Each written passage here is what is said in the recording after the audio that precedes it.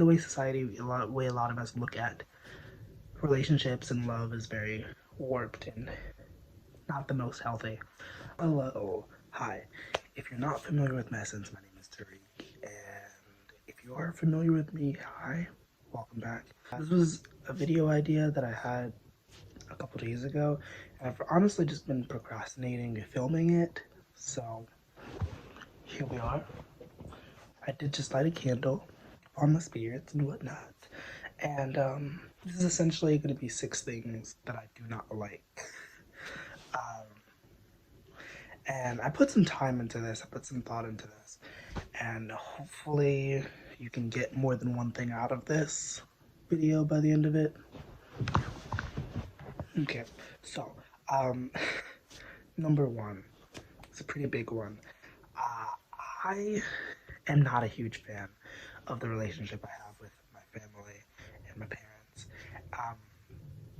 I'm very aware that I'm very capable of mending this, fixing this, resolving whatever word you want to apply to it. I'm very aware, but at this point, it doesn't really seem like the most beneficial thing to do. It seems more taxing than anything, considering all of the other things that a person has to like tend to, i.e., survival, thriving, if that's your MO, different goals that I have personally. It's just very taxing. And I think it really sucks because psychologically, inherently, the biggest thing that a person really wants or needs is their parental approval. Like, I feel like I've come to terms with it, but here I am talking about it. So, like, maybe not 110%, but I do feel like I have made it through this for the most part. But I think there will always be that yearning, at least. I've written a lot of poetry about it. You can actually find, if you go to the link tree that I'm going to put in the description, you can actually find a whole like book, a collection of my poems. And there's quite a few things that I've written about them, about my family and whatnot, that I think kind of make up for the void in a way. The second thing that I wrote on this list, I have a paper, is my level of awareness. I wrote this cheekily. Want to be too serious about this, but I also wanted it to be helpful. So I think it's like a curse and a blessing, because obviously you want to be aware, you want to know what is going on, what is happening around you, etc., etc. But sometimes it's the editor. I actually was editing this and I remembered that what prompted this one was me watching an entire video where this person was sort of joking about being unaware, about having a mental fog around them. Because they were like, no thanks. Every time I have a singular thought, all hell is loose. And I thought it was funny. And I don't personally relate to that notion, that idea, that thinking, but it was funny. And so, yeah. Abundance of awareness and abundance of clarity can cause issue because humans do what humans want to do, and sometimes humans don't really want to do the most logical or responsible things. So, you know, and I think that could lead me into the next thing, which is the lack of genuine care and empathy in society. And the reason why I say it ties in is because I think when we talk about like addiction and like different ailments of the mind, we often forget that that should be a sort of grace given to someone. Now, granted, there are people who pretend to be mentally ill, who pretend to have certain things going on. Also, I'm gonna let you put this out. Sorry, I have an incense burning, or I did have an incense burning. Just put it out, it's very strong. I think it's kind of stale, but like, whatever. But yeah, there's a lack of that, I think, generally in our society. I know the song by Lord.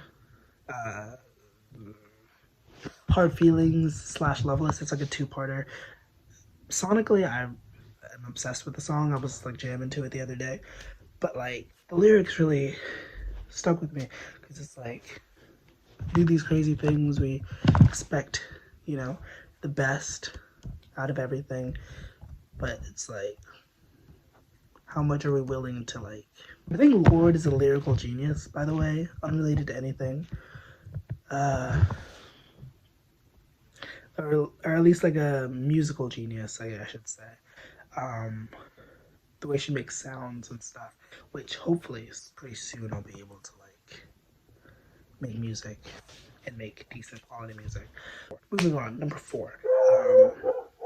And then the dog wants to call capitalism and the general exploitation of kids for like consumerism and stuff like that. That shit, like, and it's like not a complaint that I often talk about, but it's like really up there. Um, I know Demi Lovato was working on or is working on a project for child stars and like people who are like handling fame, I guess, or like the limelight or like that industry at large. Thor.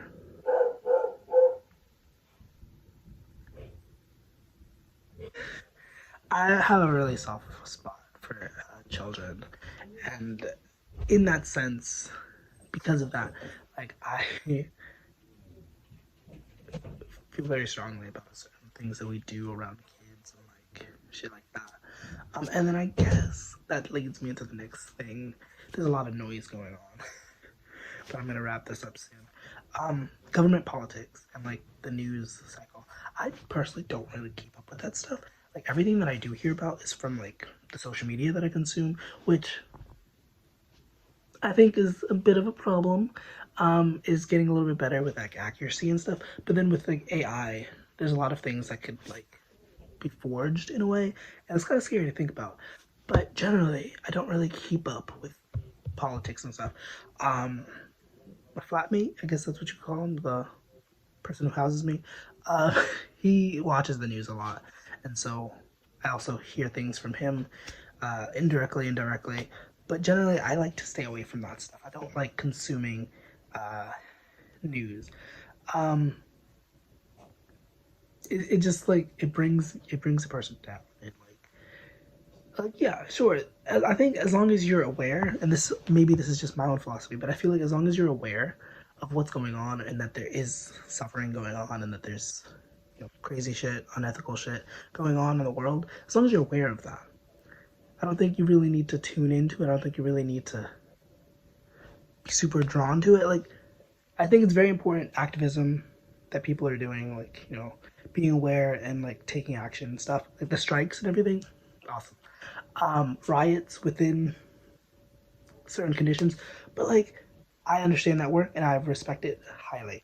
Um, but me personally, I'm just like, let me light a candle for the world and for these individuals and let me say some loving words. But like, I don't know. At least not at this point in my life. Like I've been tempted, but you know, and I guess you could say that it means I don't really care enough. To me, the editor.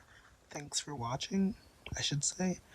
I made a little insert here because there's a video that I'm working on that I'm talking specifically about not caring. So at some point that will be out if it's not already by the time you watch this. So yeah, stay tuned for that. I love you. Or like I don't really have enough love, which leads me to the next thing is like the concept of love. I've written a lot about it on my Patreon. Should be links in the description. But it's a very complicated subject. And I feel like personally, once again, going back to that song, Loveless Generation, or Loveless slash Hard Feelings, whatever the Lord, it's a Lord song. I think the way that we look at love, the way that we look at relationships is very warped, very not the best. And it's something that really grinds my gears sometimes when I think about it. Because, I mean, and sure, you choose to look at it however you choose to look at it. Navigate in whatever way feels best to you. And one of my favorite books also will be linked below somehow. The Game of Life and How to Play it. It's very spiritually based, but the title alone is kind of like, you know, the game of life. A lot of people do look at life as a sort of game, and I think once again it is very helpful to have this perspective.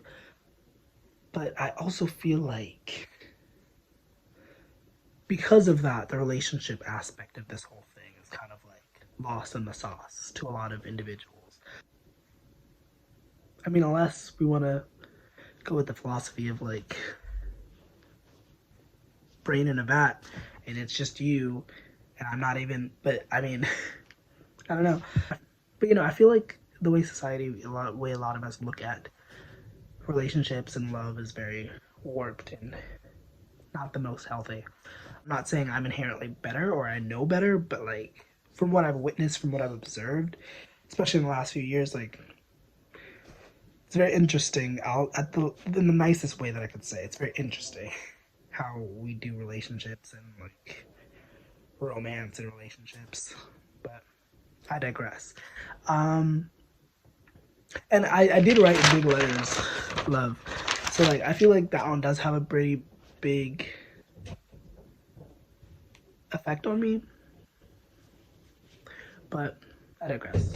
Once again, there's a lot of background stuff going on. So I do hope that this video made you think a little bit, uh, opened your eyes a tiny bit, or whatever you got from this video. It's coolio. Feel welcome to check out the links below. I'm gonna try to put some cool links below. Have music out. Hopefully, once again, I'll be able to make more music. That's not something I hate. I actually love making music, and there's parts of it that I don't like the socialization part. But I'm excited, so you should definitely check that out if you want to do that for me. And I hope you have a nice rest of your week. Love you, bye.